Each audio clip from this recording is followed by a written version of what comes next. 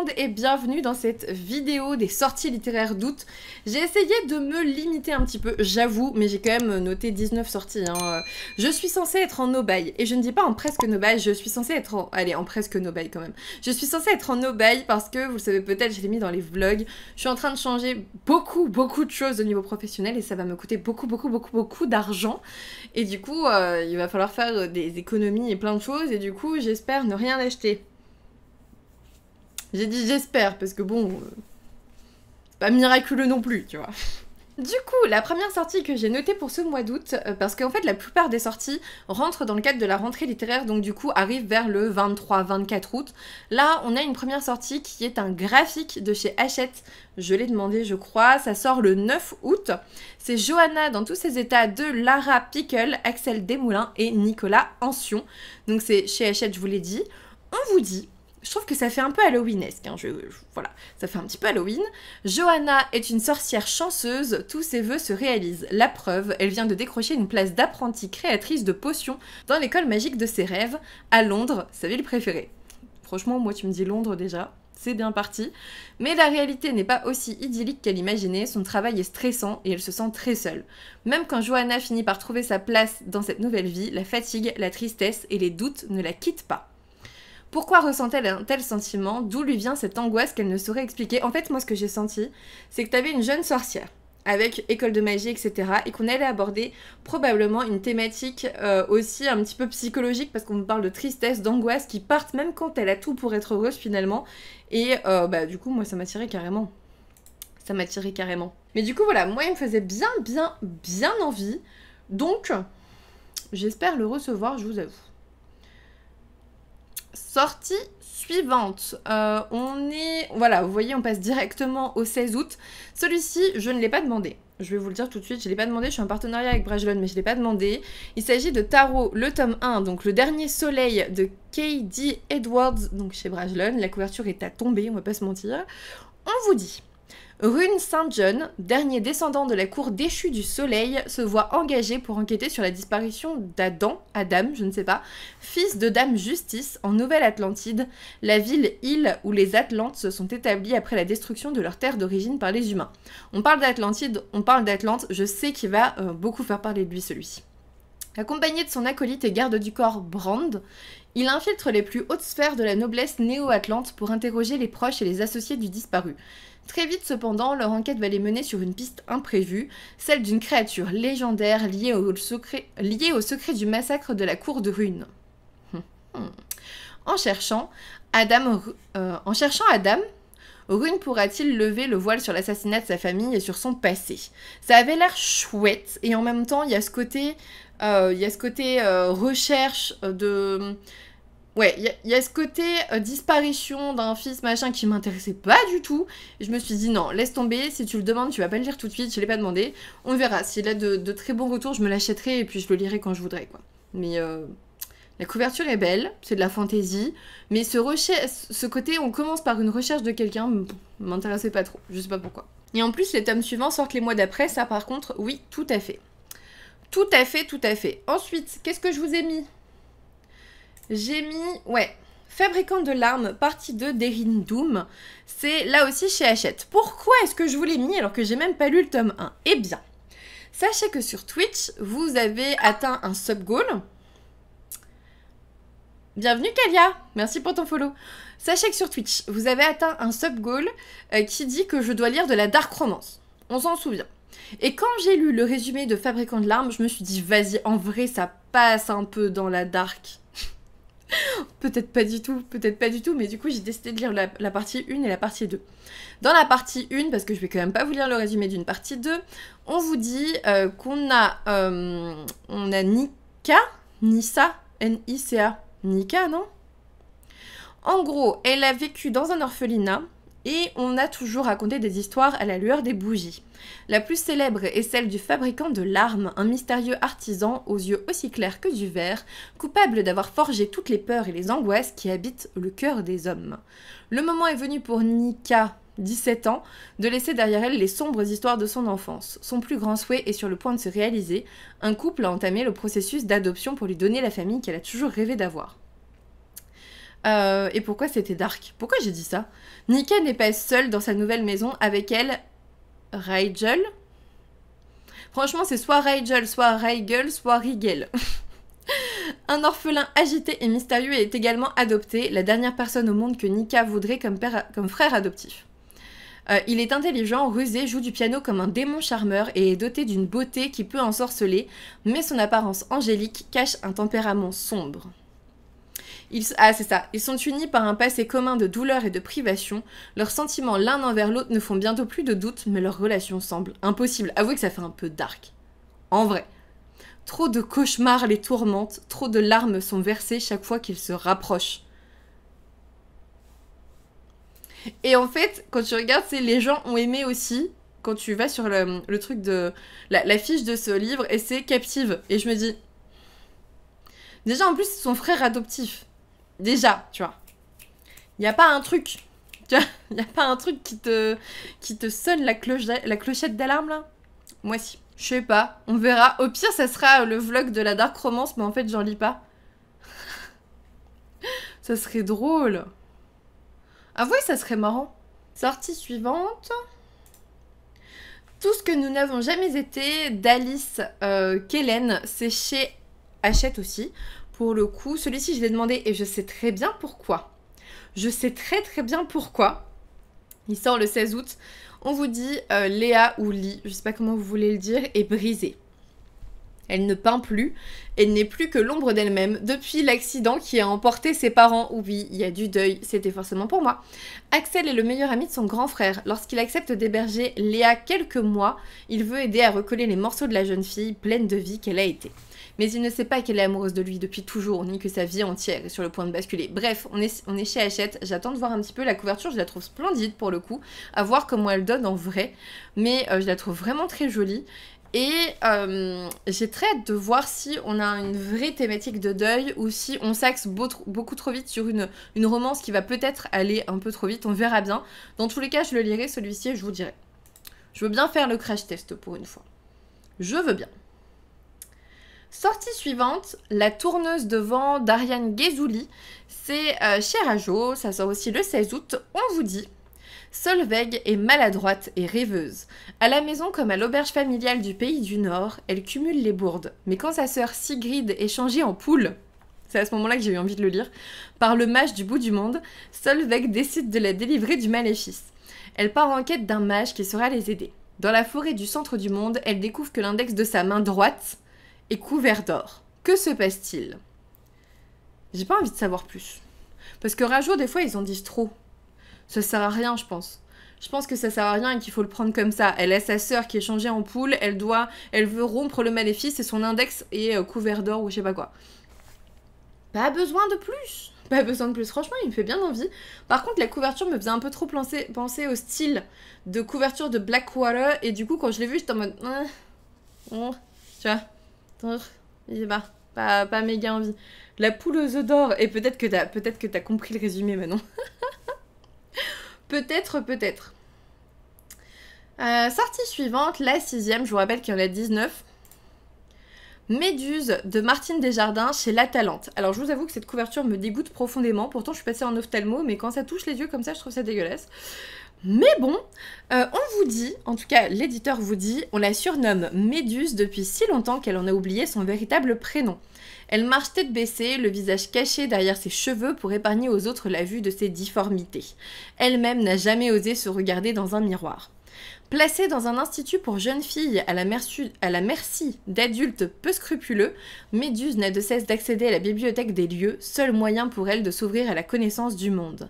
À force de ruse et de prise de conscience des pouvoirs de ses globes oculaires, qu'elle se garde longtemps de dévoiler, trop bizarre cette phrase, elle nous entraîne dans sa croisade contre l'oppression et la honte du corps. C'est ce côté lutte contre l'oppression et la honte du corps qui me plaît beaucoup, plus la bibliothèque et tout le reste bien évidemment, mais ça a su attiser ma curiosité. Ça sort le 17 août, ça fait 208 pages, à voir. Franchement, il me fait bien envie.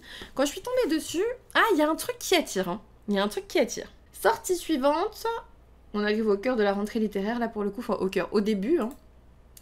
Le chant des innocents. Ah ouais, vous allez voir. Pourquoi est-ce que je l'ai mis? De Pier Giorgio Pulici. C'est chez Gallmeister et en fait, c'est le début qui m'a dit « Ok, tu dois le mettre dans cette vidéo. » On vous dit, lorsque la police arrive, la scène du crime est glaçante.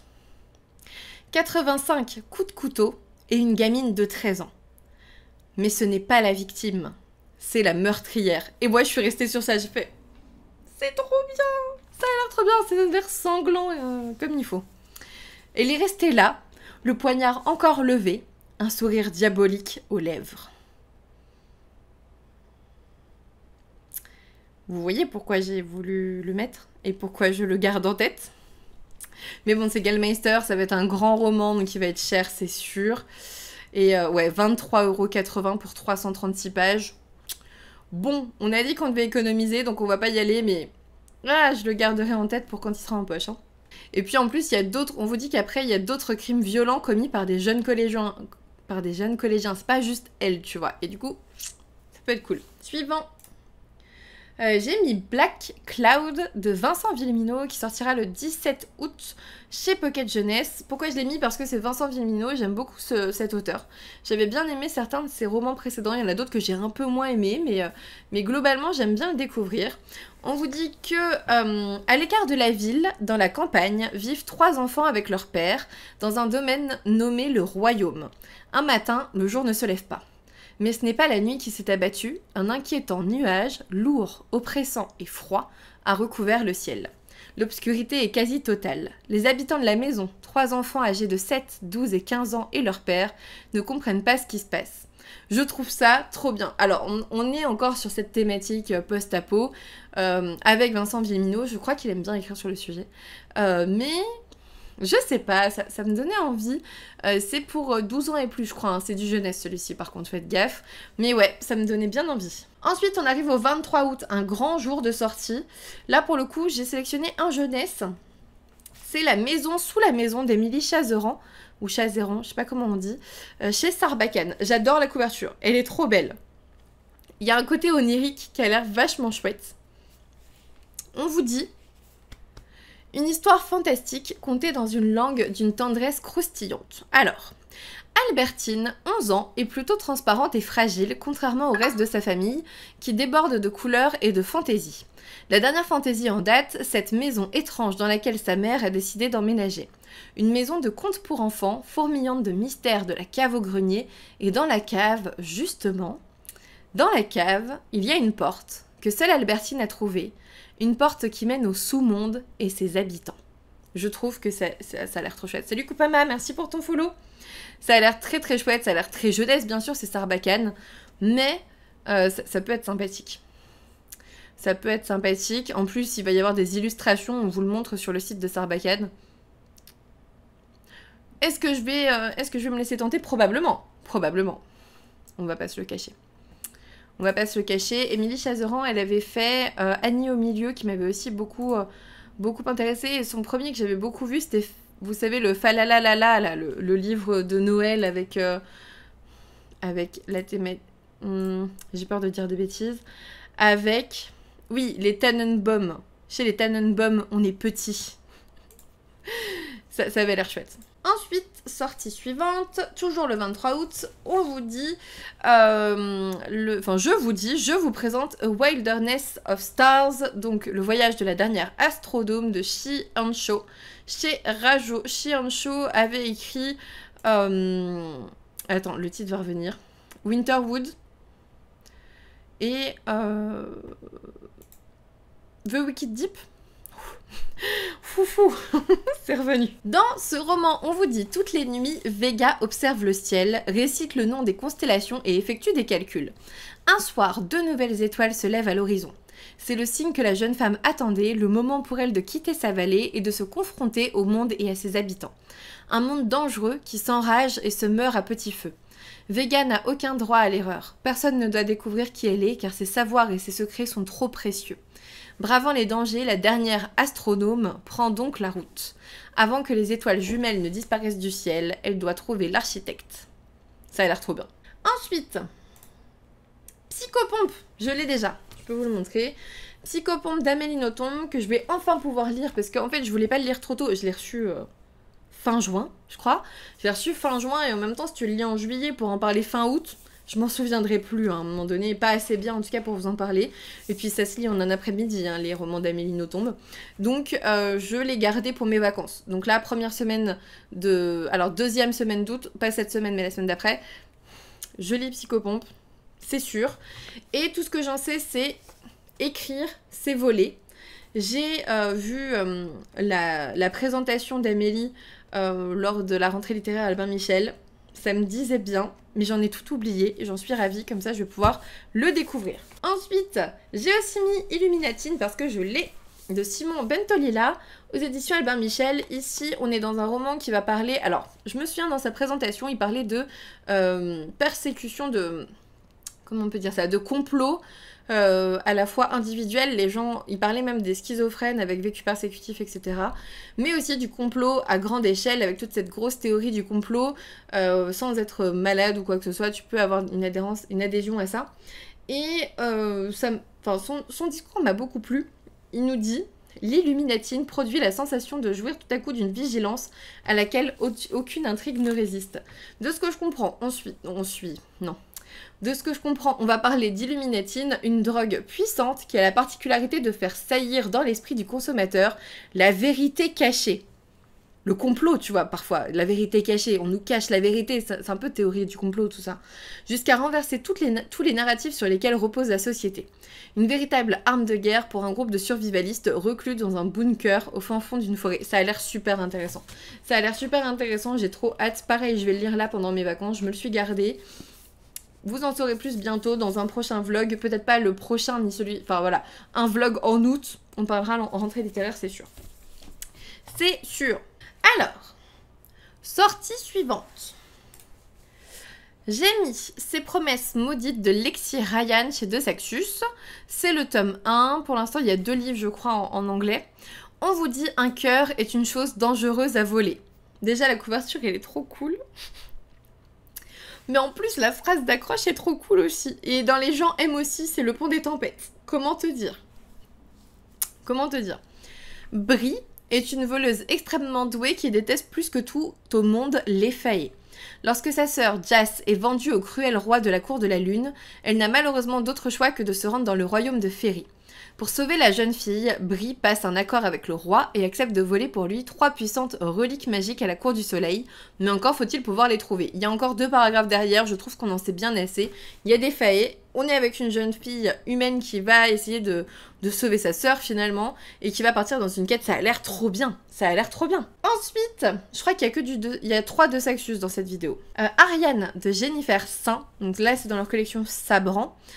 Sabran, je sais pas comment ils disent, j'en sais rien, là aussi t'as un jaspage et tout, comme le précédent titre de cette collection. On vous dit: de tout temps, ce sont bien souvent les femmes qui payent le prix des crimes des dieux et des hommes, ça c'est vrai. Le roi Minos règne d'une main de fer sur la Crète, terrorisant ses ennemis vaincus, ses sujets et sa propre famille. Lorsque la cité vaincue d'Athènes envoie 12 de ses enfants en sacrifice au terrible Minotaure, la princesse Ariane se rebelle. On parle du Minotaure et du roi Minos. Franchement, à quel point ça fait envie, ça. Et on vous dit: Ariane a entendu trop de contes et de récits dans lesquels les plus faibles, les femmes surtout, subissent les conséquences des actes des puissants. Elle est déterminée à tracer son propre destin. Voilà. Voilà. Ça, c'est la collection qui parle un peu... Enfin, qui parle mythologie, hein, de toute façon. Suivant. Il en reste 5. J'ai mis La société très secrète des sorcières extraordinaires de Sangu Mandana, je sais pas trop comment on dit son nom, j'avoue, chez Lumen. La couverture est très violette, elle va très bien avec mon thème, je trouve. Au niveau de l'overlay, ça passe nickel. On vous dit: franchissez les portes de la maison de nulle part et laissez-vous envoûter. Mika Moon a toujours, enfin presque toujours, respecté 3 grandes règles. Cacher sa magie, dans les vidéos qu'elle poste en ligne, elle fait juste semblant d'être une sorcière. Faire profil bas, après tout, qu'est-ce que 14 000 abonnés? Et rester à l'écart des autres sorcières, sauf à l'occasion de leur sacro-sainte réunion trimestrielle. La jeune femme a donc pris l'habitude d'être seule et a même passé le plus clair de sa vie d'adulte à déménager en prenant garde de ne jamais s'attacher à qui que ce soit. J'ai pas envie d'en savoir plus, à part que on va lui offrir une intrigante offre d'emploi, et c'est de là que parle le résumé. Mais j'ai peur que, en fait, avec Lumen, ils te font toujours 4 paragraphes de résumé et moi j'en peux plus. Donc je lis que le début. Sortie suivante. Paix à mon âme de Sweeney Boo. Là ici on est aussi chez un graphique de chez Hachette. Et je voulais trop le lire, je vous avoue, je l'ai demandé. Il ressemble à Mercredi, là, au niveau de la couverture, il surfe clairement sur Mercredi, on va pas se le cacher. On vous dit, dans les jours qui précèdent les célébrations de Samhain, c'est comme ça qu'on le dit normalement, le voile séparant le monde des morts et des vivants s'affine. Alors que la vie d'Abby suit son cours à l'académie de sorcellerie de Yunwiti, Norine, sa sœur de cœur, se volatilise mystérieusement. J'ai pas envie d'en savoir plus, ça sera pour Halloween aussi. Enfin, ils vont me l'envoyer avant, donc peut-être que je le lirai avant Halloween. Mais ça a l'air trop bien. C'est un graphique, il faut que je vois ce que c'est. Il faut que je vois ce que c'est. Ça a l'air chouette. Ça a l'air chouette au niveau de... En tout cas, la couverture est chouette. L'histoire m'attire bien. Ce sera très bien pour Halloween, je pense. Ensuite... The Night and Its Moon, le livre 1 de Piper C.J. chez Corrigan. On vous dit d'une beauté... Je crois qu'il va y avoir une édition collector de celui-ci. D'une beauté surnaturelle car elles sont de sang mêlé fae et humain. Chez Corrigan, pardon, il y a toujours des fae. Hein. Nox et Amaris grandissent dans un orphelinat. Inséparables, les deux jeunes filles se font une promesse. Un jour, elles vivront ensemble, loin de cet enfer où elles ne sont que de vulgaires marchandises. Mais lorsque la patronne d'une maison close offre une fortune pour acheter Nox, celle-ci devient esclave de plaisir au service d'hommes riches et puissants. Amaris réussit alors à s'enfuir dans les montagnes du Royaume du Nord, dans une forteresse où elle s'initie aux arts de la guerre. Malgré la distance et les difficultés, Nox et Amaris n'oublient pas leurs promesses et sont prêtes à tout pour se retrouver. Et il y a une guerre entre humains et fae. Le destin des royaumes est entre les mains des deux orphelines et de leur amour. Ça a l'air trop bien en vrai. Ça a l'air trop bien. Franchement, il a l'air chouette. Avant-dernière sortie, celui-ci, j'aurais pas vraiment de résumé à vous faire. C'est simplement Benjamin Lacombe qui sort, en gros, après Histoire de fantômes du Japon et Esprit et créatures du Japon. On est sur Histoire de femmes samouraïs. Pour le coup, ça me donne trop envie. Ça a l'air chouette. Il parle par exemple de Tomoe Gozen, la plus célèbre d'entre elles, qui appartient à une lignée de femmes qui se sont battues à travers les siècles pour l'égalité dans une société japonaise masculine très conservatrice. Ça a l'air super chouette. Mais de toute façon, j'ai les deux d'avant. Tout le monde sait, tout le monde se doute que j'aurai celui-ci aussi, mais je pense que je le mettrai dans ma wishlist pour mon anniversaire. Je dirais peut-être à Victor de me l'acheter. Parce qu'en fait, je me dis, n'achète pas trop de choses. En fait, en général, en août, septembre, j'essaye de pas acheter trop de choses parce qu'en octobre, c'est mon anniversaire et je me dis, si t'achètes tout, les gens, à un moment donné, que va t'offrir Victor, par exemple, ou que va m'offrir ma soeur. Donc, j'essaye de garder des choses comme ça. Mais en tout cas, il est trop beau au niveau de la couverture, il est trop beau. Voilà. Et dernière sortie, la toute petite dernière, c'est un de Saxus. C'est La Cité de Jade de Fondali. On vous dit, la famille est un devoir, la magie est un pouvoir, l'honneur est primordial. Bienvenue dans la fabuleuse ville de Janloon. Mais attention, derrière la beauté de la capitale de l'île de Kekon, je pense, se cache une dangereuse réalité, celle d'une ville déchirée entre deux clans qui s'affrontent pour le contrôle de la cité et du jade. Cette pierre précieuse et magique qu'on ne trouve que dans les mines de l'île permet au guerrier qui la porte d'amplifier ses capacités, faisant de lui une véritable arme de guerre. Ça me faisait déjà envie, quand rien qu'avec la couverture, tu vois à peu près de quoi on va parler. Avec le résumé, tu te dis « Ouh, celui-ci, en plus, il sort vraiment le tout dernier jour, hein, le 31 août, en tout cas annoncé. Ouais, c'est un peu chiant. En fait, c'est trop chiant parce que j'arrive dans une période où je peux pas acheter beaucoup. Et regardez-moi les sorties de ouf, là, on est en pleine rentrée littéraire, comment vous voulez que j'y arrive ? Mais en tout cas, voilà, on va vous laisser par ici YouTube parce que c'était la dernière sortie dont je devais vous parler. Pour le coup, il y a beaucoup de belles choses qui sortent en août, mais je sais et je m'attends au fait qu'il y ait encore plus de belles choses à sortir en septembre parce que là, vraiment, tout est quasiment, à part le premier, tout est entre le 16 et le 31. Vraiment, on est sur 15 jours. Donc... Ah! Mais c'est pas possible! Tu sais que je suis en train d'enregistrer pour YouTube en plus. Du coup, tu peux virer ton verre de la caméra, s'il te plaît? Du coup, je vais vous laisser ici avec un certain Victor qui nous a rejoint pour lire. Je vous fais des gros bisous. N'hésitez pas à me mettre en commentaire quelle sortie vous attendez en août. J'allais dire en octobre. Parce que comme d'habitude, j'ai pas mis toutes les sorties d'août. Hein. Il y en a des centaines, surtout avec la rentrée littéraire. Et puis écoutez, il ne me reste plus qu'à vous dire à bientôt pour une nouvelle vidéo. And I won't look back, yeah.